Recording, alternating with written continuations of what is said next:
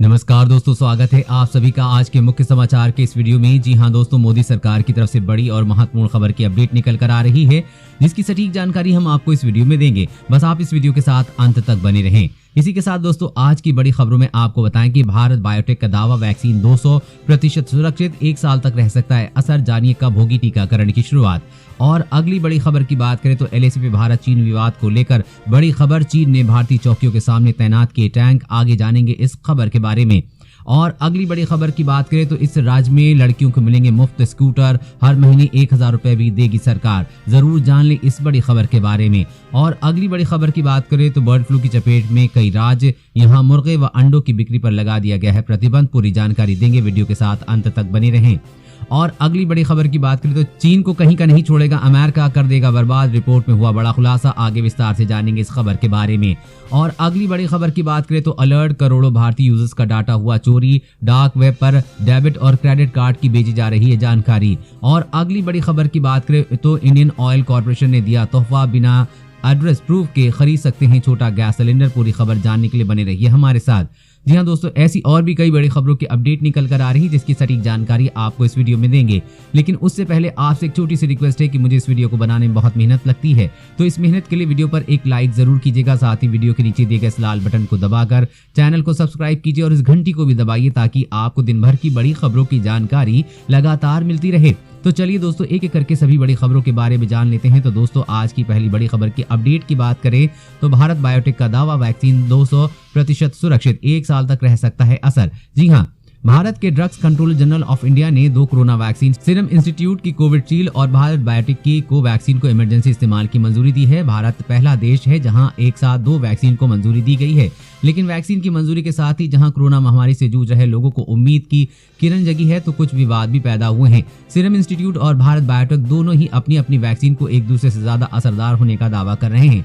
कांग्रेस समेत कई राजनीतिक दलों ने भी वैक्सीन की मंजूरी को लेकर सवालिया निशान खड़े किए हैं। तमाम विवादों के बीच भारत बायोटेक के एमडी कृष्णा एल्ला ने वैक्सीन को तमाम सवालों को लेकर विस्तार से जानकारी दी है। कृष्णा एल्ला ने कहा है कि अब टीके का राजनीतिकरण किया जा रहा है। उन्होंने कहा कि उनके परिवार का कोई भी सदस्य किसी भी राजनीतिक दल से नहीं जुड़ा है। उन्होंने कहा कि उन्हें पूरा भरोसा है कि हमारी वैक्सीन 200% सुरक्षित है।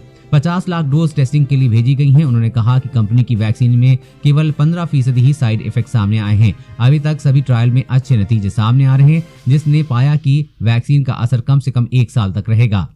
और अगली बड़ी खबर की बात करें तो एलएसी पे भारत चीन विवाद को लेकर बड़ी खबर, चीन ने भारतीय चौकी के सामने तैनात किए टैंक। जी हाँ, भारत और चीन के बीच वास्तविक नियंत्रण रेखा यानी कि एलएसी पे जारी गतिरोध के बीच चीन की नई साजिश सामने आई है। चीन ने भारतीय चौकियों के सामने टैंक तैनात कर दिए हैं। बता दें कि भारत और चीन के बीच एलएसी पर पिछले 18 महीने से विवाद चल रहा है। चीन ने एलएसी पर रेजोंगला, रिंचिनलॉ और मुखोसरी कवर टैंक तैनात कर दिए हैं। चीन के टैंकों की एक एक्सक्लूसिव वीडियो भी सामने आई है, जिससे साफ दिख रहा है कि चीन ने सीमा पर भारतीय चौकी के सामने 30 से 35 हल्के और आधुनिक टैंकों की तैनाती की है। चीन को करारा जवाब देने के लिए भारत ने भी पूरी तैयारी कर ली है और पहली बार 17,000 फीट पर भारत ने टैंक तैनात किए हैं। ये पहला मौका है जब भारत ने इतनी ऊंची पहाड़ी पर टैंकों की तैनाती की है। हैरानी की बात यह है कि चीन अपनी साजिश पहले ही भांति बरकरार करे हुए है। समय समय पर जब वो थोड़ा सा पीछे हटने की कोशिश करता है, उसी जगह पर वापस लौट आता है। दुश्मन देश अपनी सेना की ताकत दिखाने की कोशिश करता है और उसे लगता है कि इससे सामने वाला डर जाएगा, लेकिन ये नया भारत है जो किसी से नहीं।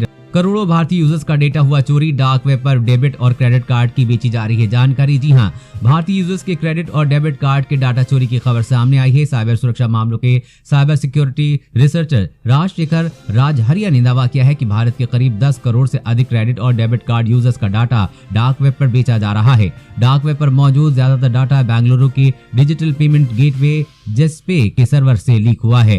राजशेखर ने देश के 70 लाख से ज्यादा यूजर्स के क्रेडिट और डेबिट कार्ड का डाटा लीक होने का दावा किया है। सिक्योरिटी रिसर्चर ने बताया है कि लीक हुए डाटा में यूजर्स के नाम, फोन नंबर और ईमेल एड्रेस के अलावा उनके पैन कार्ड के पहले और आखिरी 4 डिजिट की भी शामिल हैं। लीक हुआ डाटा पेमेंट प्लेटफॉर्म जस्पे से हुआ हो सकता है, जिसकी मदद से अमेजन, मेक माई ट्रिप और स्विगी जैसे मर्चेंट के भुगतान होते हैं।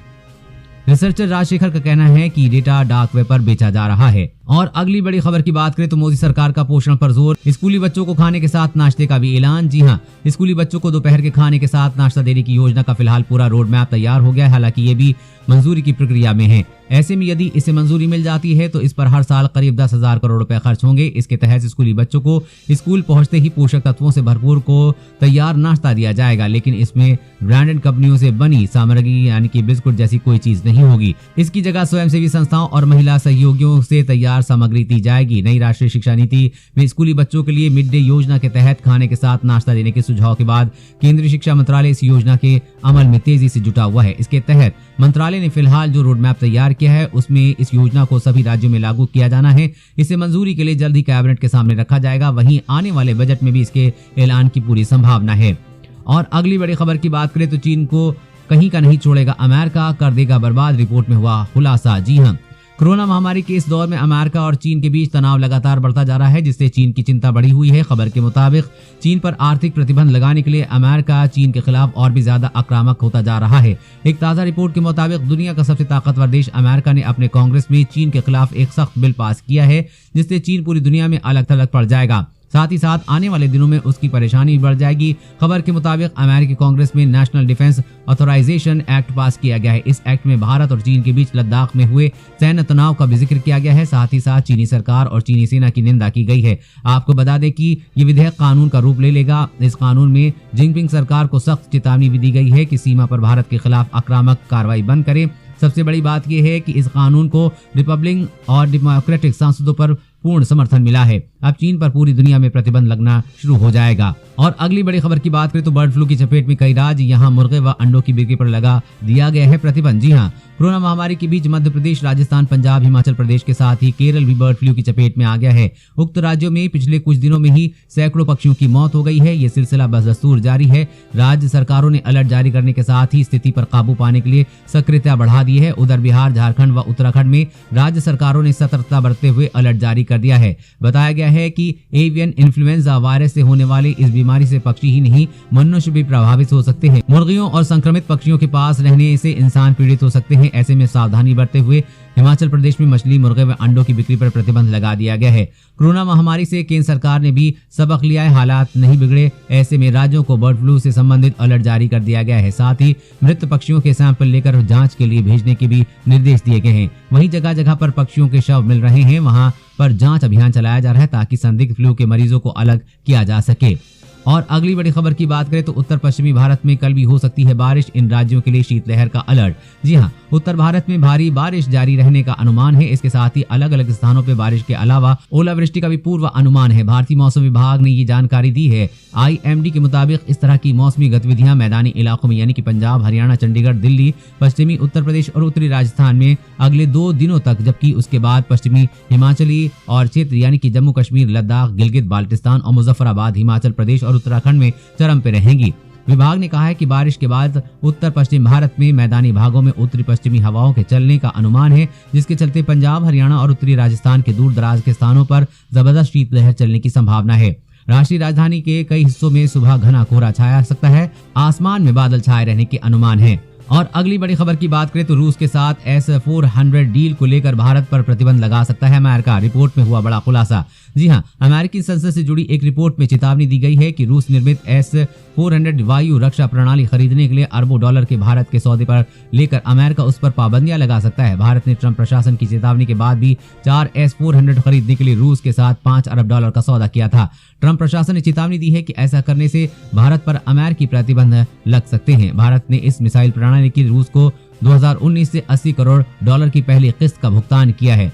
S-400 रूस की सबसे उन्नत लंबी दूरी तक सतह से सतह पर मार करने वाली मिसाइल के रूस में जानी जाती है। पिछले महीने रूस ने कहा था कि अमेरिकी पाबंदी की धमकी के बावजूद S-400 मिसाइल प्रणाली की पहले खेप की आपूर्ति समेत वर्तमान रक्षा सौदों को अमली जामा पहनाया जा रहा है। भारत को S-400 मिसाइल प्रणाली मिलने के बाद सीमा पर चीन और पाकिस्तान को कड़ी टक्कर मिलेगी। और अगली बड़ी खबर की बात करें तो इंडियन ऑयल कॉर्पोरेशन ने दिया तोहफा, बिना एड्रेस प्रूफ के खरीद सकते हैं छोटा गैस सिलेंडर। जी हां, देश की सबसे बड़ी oil marketing company Indian oil corporation ने आम लोगों को बड़ी राहत दी है। आईओसी का 5 किलोग्राम वाला छोटा गैस सिलेंडर अब बिना एड्रेस प्रूफ के खरीदा जा सकता है। बता दें कि छोटे गैस सिलेंडर को लोग अब सिर्फ अपना पहचान पत्र दिखाकर खरीद सकते हैं। 5 किलोग्राम का छोटा गैस सिलेंडर आप आईओसी के पेट्रोल पंप पर या इंडियन एलपीजी डिस्ट्रीब्यूटर से ले सकते हैं। डिस्ट्रीब्यूटर इस गैस सिलेंडर की होम डिलीवरी भी करते हैं। आईओसी ने दिसंबर 2020 में छोटे गैस सिलेंडर को लॉन्च किया था। आर्थिक रूप से कमजोर लोगों के लिए लॉन्च किया गया था। इसकी कीमत आम आदमी के बजट में आसानी से फिट हो जाती है। देश की राजधानी दिल्ली में इसकी कीमत सिर्फ 257 रुपए है। दोस्तों, आज की खबरों में बस इतना ही। इसी तरह हर रोज काम की खबरें जानने के लिए आप हमेशा हमारे साथ जुड़े रहें। हमारे साथ जुड़ने के लिए वीडियो के नीचे दिए गए इस लाल बटन को दबाएं और साथ ही इस घंटी को भी दबाइए ताकि आपको हर खबर की सटीक जानकारी मिल सके।